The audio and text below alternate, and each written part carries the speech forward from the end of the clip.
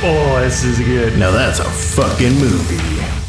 All right, so I guess before we just jump back in here, I wanted to just discuss something with you real quick. I think you probably agree with me, but Nazi punks, Nazi punks, Nazi punks, fuck off, Nazi punks, Nazi punks, Nazi punks, fuck off. I mean, I agree. Yeah. I feel like that should be an easy agreement. I think so. I mean, these days it also doesn't seem like that's always the case, but it should be. Yeah. It should be the case. I know. Yeah. So does that mean we've started? I think that does mean we've started. Yes. All right. Welcome to Now That's a Fucking Movie. Yeah, I'm Ben Schubert. I'm Sean Moxley. And we got another fucking movie. Yeah, this week we're talking about Green Room. Mm-hmm. And I'll just do a little synopsis here. Yeah, I think you should do a synopsis. Yeah, sure. Dr. Don Shirley is a world-class African-American pianist who is about to embark on a concert tour of the Deep South. Oh, wait, this isn't the right one. I think that's that other one. The Greenmobile. Okay, no, actually, you know what I'm going to do? I'm going to tell you how, because I didn't go into it last time, how I encountered this movie. So okay. I was watching movies on Amazon, and I watched Imperium, the Daniel Radcliffe, where he goes undercover in in Nazis, going undercover with the FBI. And I should have fucking known, because after you watch the movie, it comes up with suggestions, and it was Valkyrie, Iron Sky, Glorious Bastards. I mean, those might not were the ones, but it's Green Room, and I'm like, oh, this looks fun. Yeah. A nice palate cleanser. Yeah. Fucking idiot. Should have known. I also like how Amazon's like, you really like Nazis. Or you really like Nazis as villains. Yeah, I'm like, not in that way, Amazon. Not in that way. No, if it was YouTube, they'd be like, you're a Nazi. Yeah, no, that's true. Good point. Yeah, good point. Yeah. Yeah. So do you want to give us I did write down the actual one here. I'm just trying to find it. Okay, so this is what it says. So you can understand where I was led astray when you read the synopsis here. So punk rockers, the Ain't Rights, are finishing up a tour when they get a booking at a club deep in the backwoods of Oregon. What seems to be a ... That was all it said at first. And then continuing on, if you actually read the full thing, a third-rate gig escalates into something more sinister when they witness an act of violence backstage. But you can see where nothing really told me what was really going to happen in this movie. So it was yeah, and looking back at the poster, he's holding a machete, but it looks like he's just headbanging. Yeah. So I completely missed all the signs that this was going to be what it was. Yeah. But also I wrote nothing good happens in the backwoods of Oregon, so I probably should have known something was amiss. I'll stick to Portland, thank you. Okay. So for people who didn't see the movie and don't want to but want to hear us rant about it, can you give us a brief description of what happens from your own words and your own experiences? Well, we should maybe get put a spoiler disclaimer first, or I guess there's they should have watched the movie. Yeah, I guess okay. So it's all spoilers from here. Well, so it turns out the show they booked is at a neo-Nazi clubhouse in the woods, and things go really downhill from there, to say the least. One of the things I fucking love though is they open up the show as a fuck you to the neo-Nazis with that Dead Kennedy song. Yeah. And I was like, oh no. And they're fucking throwing bottles at the band and stuff. And then they keep playing and they kind of win the crowd over. And I'm like, oh, that's a swerve. I didn't expect that to happen. I'm like, oh, so maybe things will be all right. And they aren't. Yeah. I kind of thought, I don't know. I feel like a neo-Nazi punk rock crowd would not be totally opposed to that song. In some ways. What? They're literally telling them to fuck off. Yeah, that's true. But from like, I feel like from a punk rock perspective, like, I don't know, there's like part of it's just like it's a rad song, and part of it is also like them feeling like badasses. Like, do they you can tell us to fuck off, we'll not fucking go anywhere. Yeah. I don't like neo-Nazis listen to Dead Kennedys though. Am I wrong in I mean, it's hard to say what neo-Nazis do. Generally, I really don't know. I mean, like, yeah, I don't know. I feel like I have memories of neo-Nazis like listening to Dead Kennedys, like from my punk rock days, but at some point we're gonna delve into that. So Ben played in a punk band and was pretty involved in the punky scene. I don't know how would you describe it. You were a punk. I was a dirty punk kid for a few years. Yeah, I was a little street urchin. Yeah. Yeah, hung out at a local city park with all the other punk rock kids. Yeah, and so like in that kind of realm, there is like neo-Nazis at the fringe of it, right? Am I? Yeah. No, because I remember stories of like pretty well-known punk band that's like very leftist that like would like fist fight like skinheads like after their shows and stuff. So like, like this is here like a bit of hearsay, but like I'm pretty sure it was real. Like I don't think people were making up these stories. But I certainly wasn't as involved as you were, so I don't think I really encountered a ton of these like overt fascist types. Like I don't know that I met any overt fascist types. Partly because of the city that I was in. People are happy to be, racist without being. Yeah, that's true. That is true. It's a fairly openly racist place. Or at least it used to be in our youth. I think in our youth. Let's be honest. Probably. I haven't been back. We're talking about Saskatchewan here. Yeah, and we're talking about the lovely Regina, Saskatchewan. Yeah, where I haven't been back in quite a few years. But like actually, in a lot of ways, like I've lived in different cities, and like people are generally the same across the board. That's true. Like here, I feel like I'm a little sheltered living in Vancouver, but there's like huge rise in like hate attacks here, especially against like Asian people, and so it's ugly. I remember in my first year meeting like people who were like just your typical like I don't know shithead racist, not necessarily like a skinhead or like not even thinking that they're racist, like oblivious to like their own position in oppression, but like very much using the language of just like straight up racists. Of course, yes. Yeah. I think we it's safe to say I have also encountered a lot of that in my youth. Well, maybe. But back to like back to skinhead culture in punk rock. Yeah, like okay. Any of the skinheads I met were like the anti-racist skinheads. Yeah, right? Like the British skinheads, which are like a bit different. Like a lot of the same style. Like you could easily confuse them for skinheads. But there's in like Britain, there's African descent skinheads. You know what I mean? So it's like it's not. It certainly does not have the same meaning. I think it's more like working class. I could be wrong. I might cut this after I do some research, but that's my understanding at least. I think we could leave this rant. Okay. We're not experts in we're not experts. Don't like trust us fully. Yeah, don't trust us. Also, like we have some experience here too. So yeah. This is just like our experience as it goes. Yeah. So really digging into some issues in this comedy podcast. Well, I mean, I picked the fucking movie, so I guess I'm the one to blame. It was a very political movie.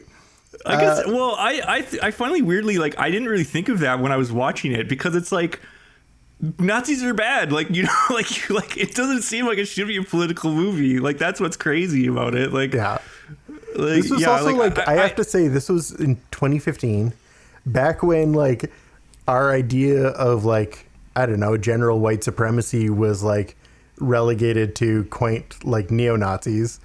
and not just like the heavy like white supremacist movement that like grew out of the next like 5 years. they had they donned the like khakis and like polo shirts yet, you know, like No, this was the tiki like torches. That was definitely 2016. Okay, yeah. So it really, it's kind of right at a bit of a turning point in that case. Yeah, I think white supremacy grew considerably since then. Yeah. So, yeah. So it was very relevant. It's relevant. Yeah.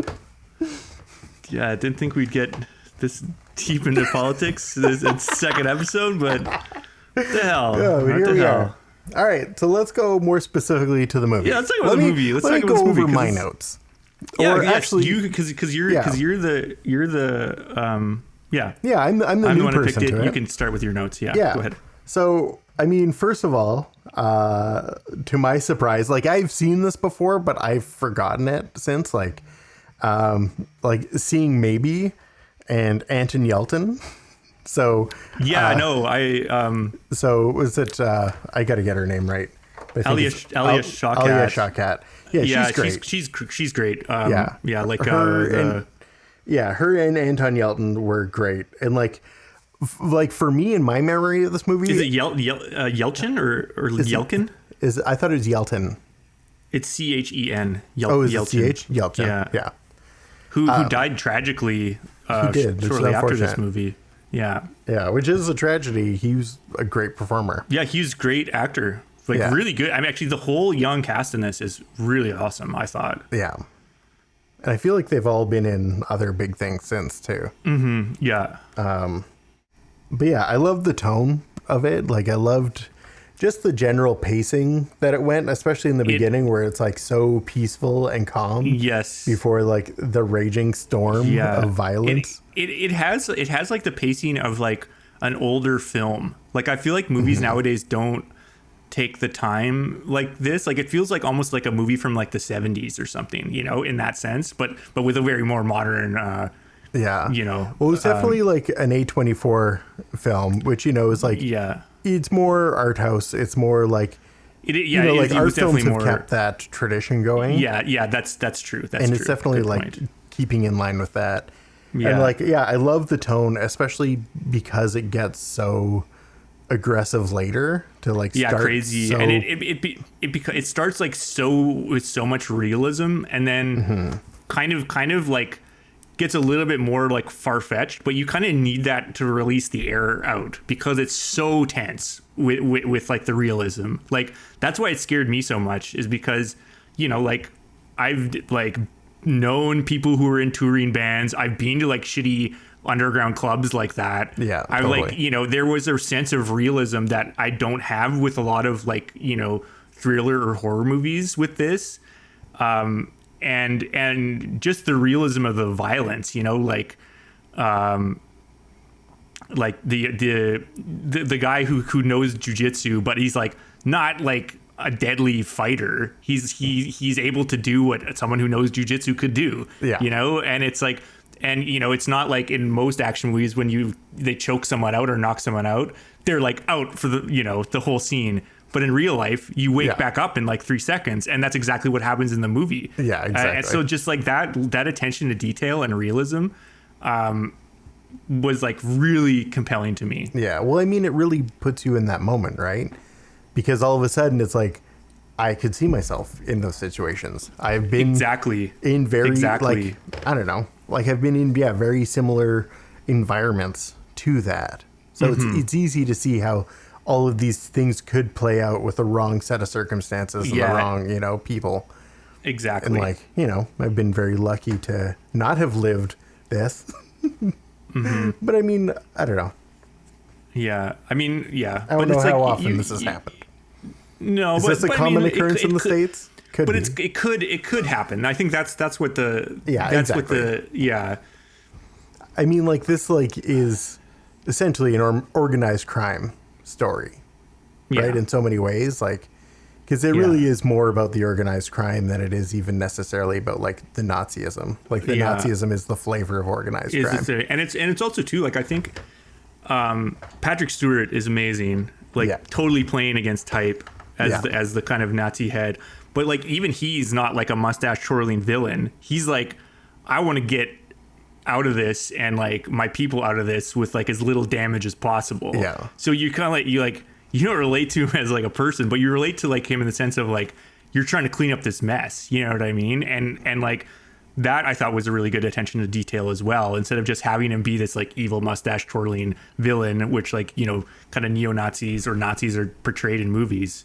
Exactly. It would have been so easy to have a really two-dimensional, you know, Nazi villain to this, right? Exactly. Let's take a little ad break, Ben. I'll do a little ad read here. Okay, thank you. We got to pay the bills okay. here. Yeah, exactly.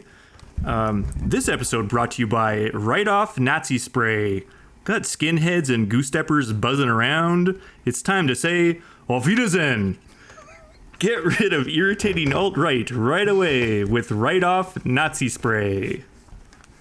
You know, my grandparents could have used that. Yeah, probably. That was like, is that too insensitive of an ad read? No, I think it's fair to insensitive to Nazis. Yeah, but I mean, well, it's making light anyway. I thought it was funny, but then now I'm reading, I'm like, oh dear, whatever. I don't know. I'm pretty pro Nazis going away.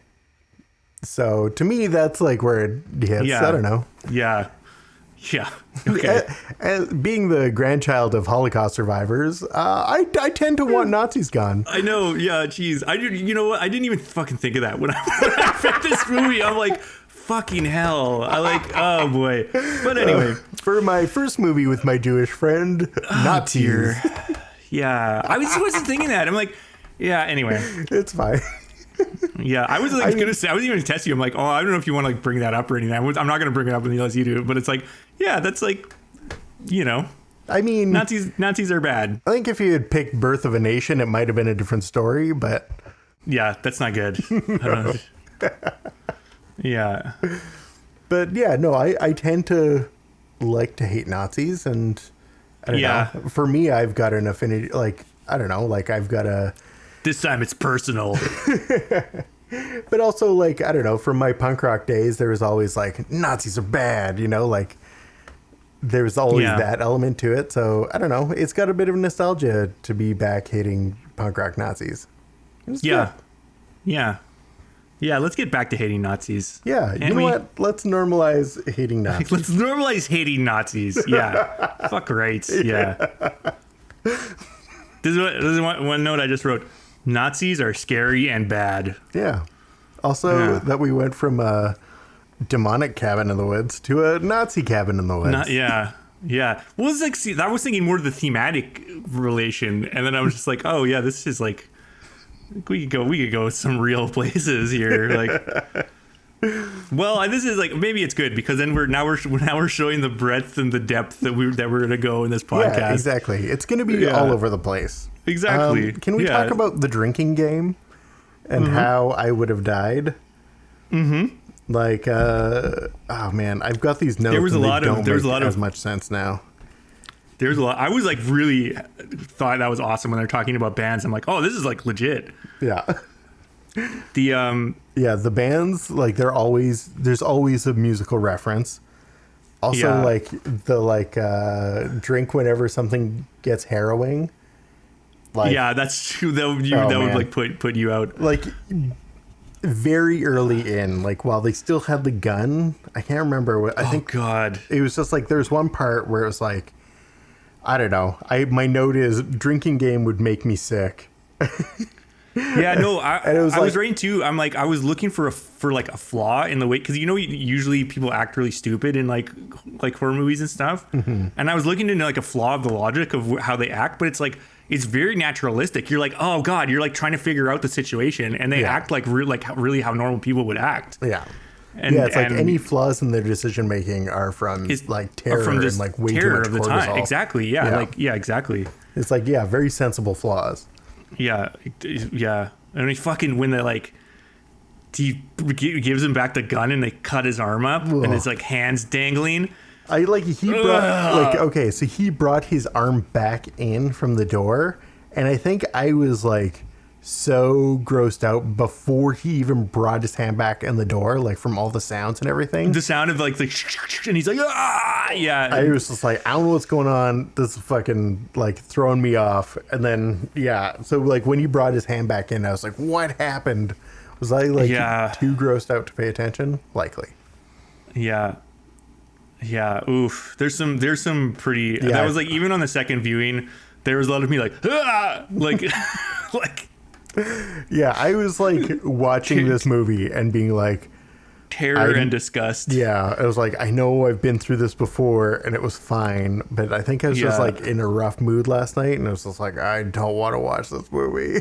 Yeah, no, it was I actually, same thing. I resisted watching it for a while because I'm like, I know this is a bit of a tough one, you know, like, but it's really like, it's when I finish it even the second time, I'm like, it's really satisfying as a movie. Like, I even, you know, on second viewing, I'm like, man, like that is really satisfying as a movie. Yeah, I feel like it's really intense until most of them are dead.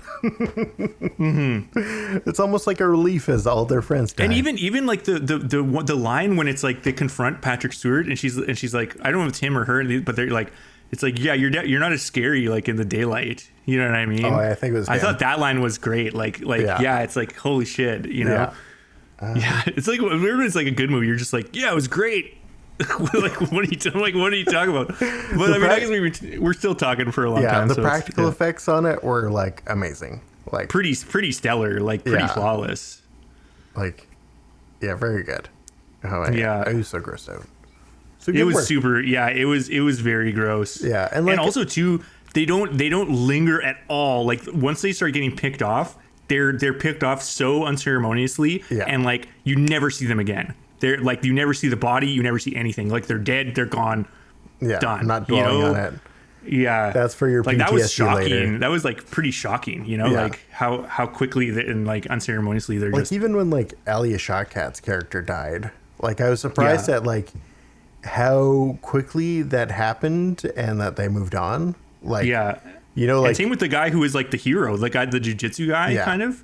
He's just taken out, done. Like gone, you know, like they kind of do a swerve that you think that they're going to be like, you know, one of those maybe three with the other like kind of punk guy who's a little bit more aggressive, being more like the heroes. Yeah. But they like are picked off and like gone. And it's more the more like laid back characters that are actually become like the protagonists, you know? Yeah.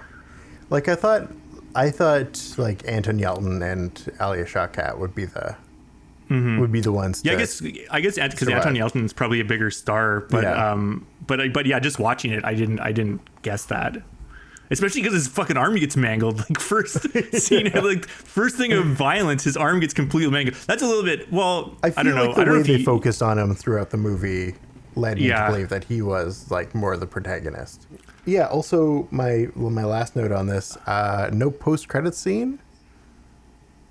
What do you mean? Like, did you expect one? Yeah, like where's fucking Nick Fury coming to recruit? Oh, I actually watched to see if there was one, but no. No, there wouldn't be.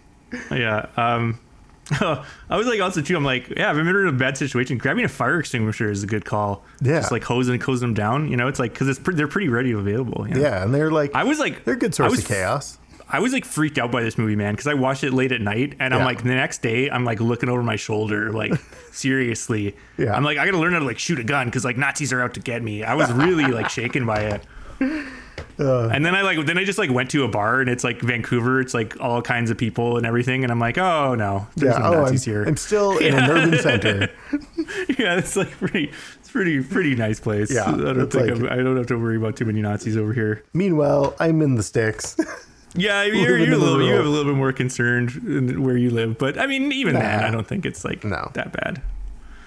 Yeah, not a big overt Nazi contingent here. Just the regular racists. Just the regular racists. Are you ready for our special guest, Ben? Who's here today? Huge surprise. His name gets a shout out in the movie. The Prince of Darkness himself, Ozzy Osbourne, is here, all the way from England. Wow. Well, it's great to be here, Ben. You're making me crazy watching this movie. I couldn't believe it. I know. Like, why did Sean make us watch this movie? I don't know, man. He's giving me a heart attack. I just couldn't believe it. Have you have you had experiences like this in your touring days? I've had some bad gigs, but this was outrageous. Never had any Nazis at our show, man. It was crazy. I was making me paranoid and going off the rails on a crazy train. Yeah, I mean, I could see that. This must also be extra shocking in your retirement. If you had to go through this, now, how do you think you'd fare? Oh, I wouldn't last a minute, man. I'm too old. I can't even believe it. It was. I couldn't. I don't even know, man. It was crazy. It was totally crazy. Is there anything else you'd like to, tell about this movie that maybe, Sean and I didn't mention? I was glad. I liked this little shout out to my name, take us both to Black Sabbath, Dio and me. Yeah, take that as your desert island band, man. That's great. I like it. Yeah, I think that'd be great. Oh, yeah, I gotta go. See you later. All right, see you, Ozzy. All right. So, God bless. Holy shit, Ozzy Osbourne. It must be so challenging for you to have to share a mic and not talk. No. They're coming in. I'm getting them. They're recording there. I just get so starstruck. I just shut up. Okay. I can't. I thought it was just like them in your presence. No. Got it. That's why it's kind of muffled. He's just using his phone or whatever. And for clarity to people listening, like Sean and I live in different cities these days, and so we can't really see what's going on in each other's places while we're recording. No. But I mean, yeah, I think most people know that podcasts are recorded separately and then. Not necessarily. Lots of podcasts are recorded in the same room. It does. It actually does sound when I listen back. It does kind of sound that it's. Yeah, we could be recording in the same room. They'd never know. How did you like that? Oh, actually, I should have asked Ozzy about this. When we had him, there was the story about him snorting a line of ants. Mm-hmm. Did you hear about this? It's actually in the new Motley Crue movie. Yeah, I remember it from the book.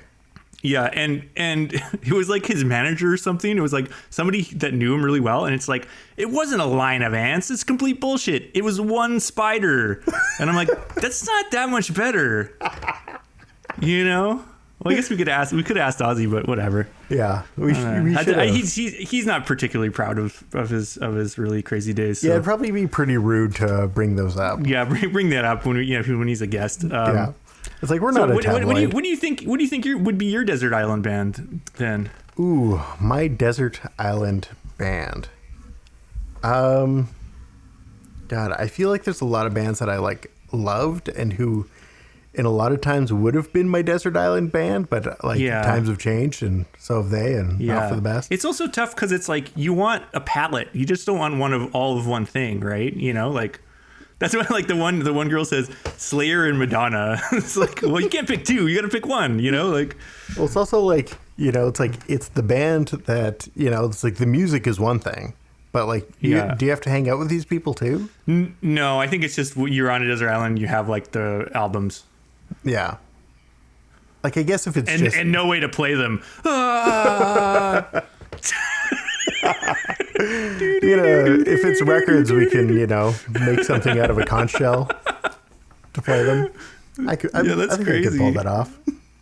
Yeah, you could just, you can, anyway. Actually, you probably could find a way because they you totally could. If you, if it was vinyl records, right? Yeah, that tripped me out when I played it without any power, to the amp and whatever, and I'm like, wait, it makes the sound just by the needle scratching it?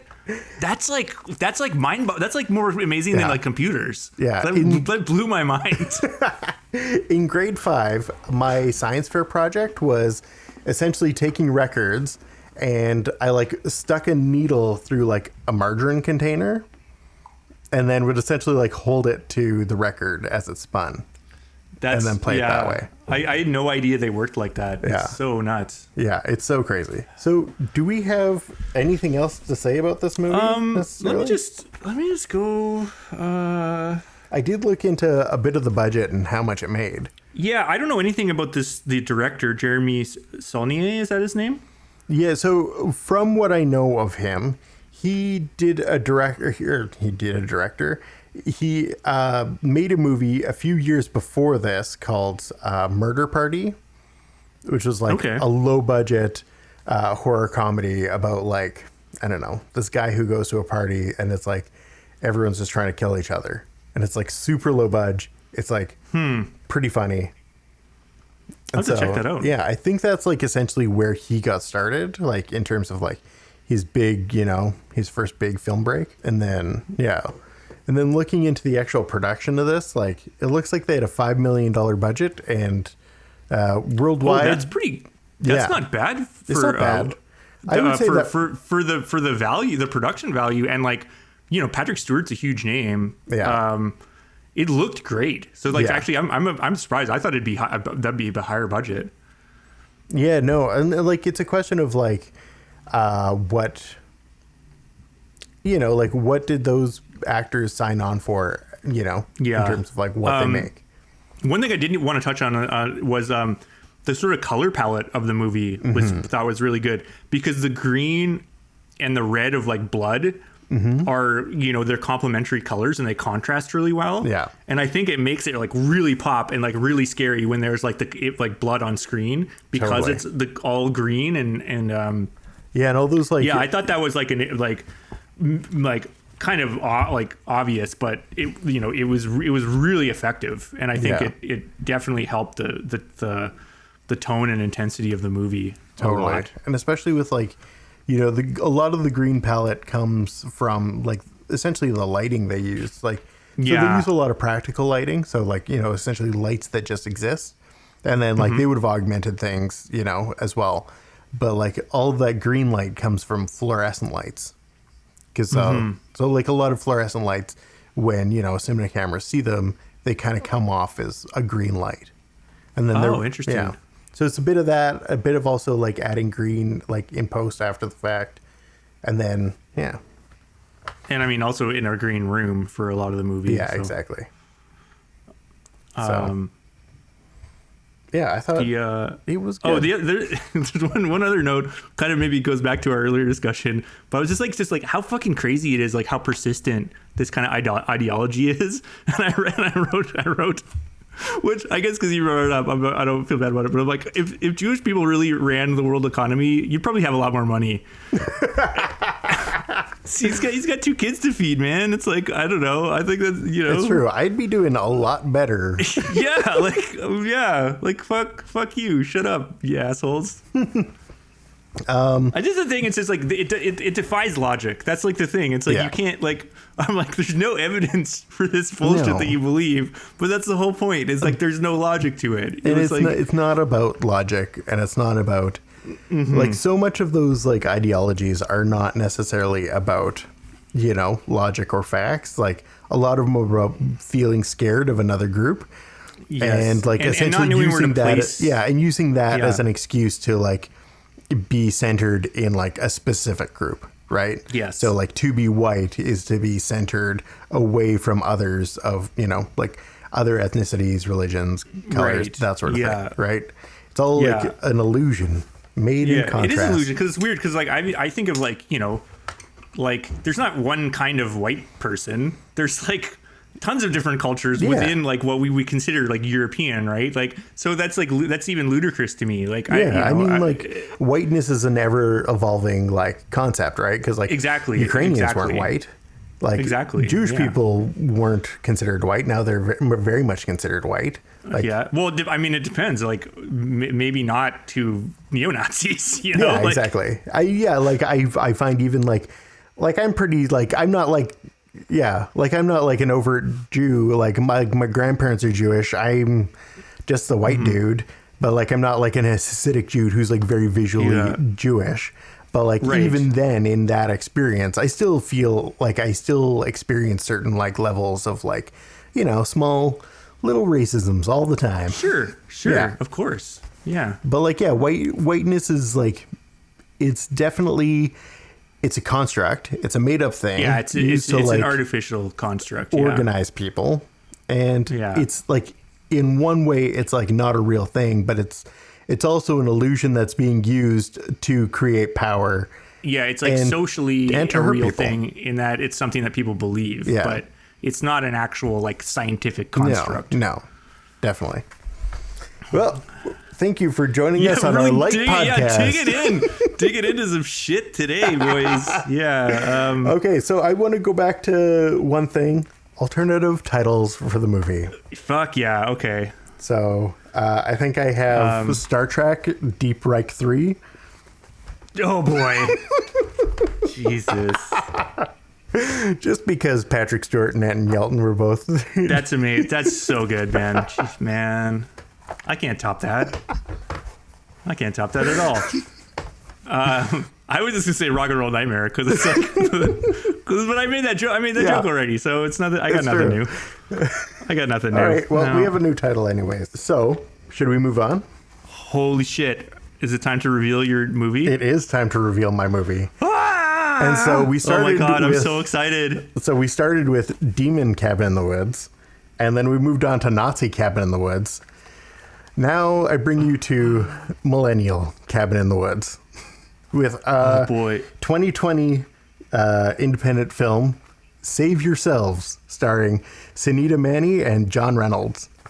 I have no idea what this is. Yes. So good. It is so good. So just like a brief description of what this movie is, it's essentially two struggling millennials trying to figure out their lives, go to a cabin in the woods, shut off their phones, and an alien invasion happens. Holy shit. It's so good. And it's like, yeah, you'll love it.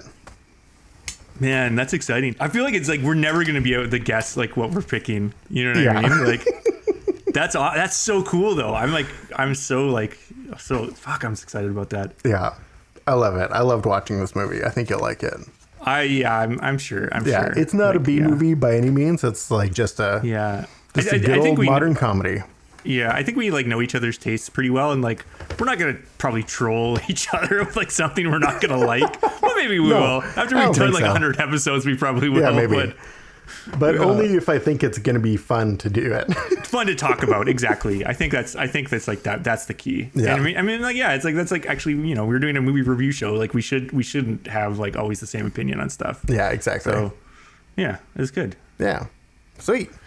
Well, I think that's it. So your homework now is to go watch that film, and then we'll meet back next week to talk about it. Yeah, and remember, Nazi punks, Nazi punks, Nazi punks, fuck off, Nazi punks, Nazi punks, Nazi punks, fuck off. I was doing a little arm dance there too with my like a little like skanking dance that you probably didn't see. Well, I saw it, but they didn't. Ben saw it. No one else saw it. I was blessed with it, so that's good. Yeah. All right, let's cut. Okay, see you next week.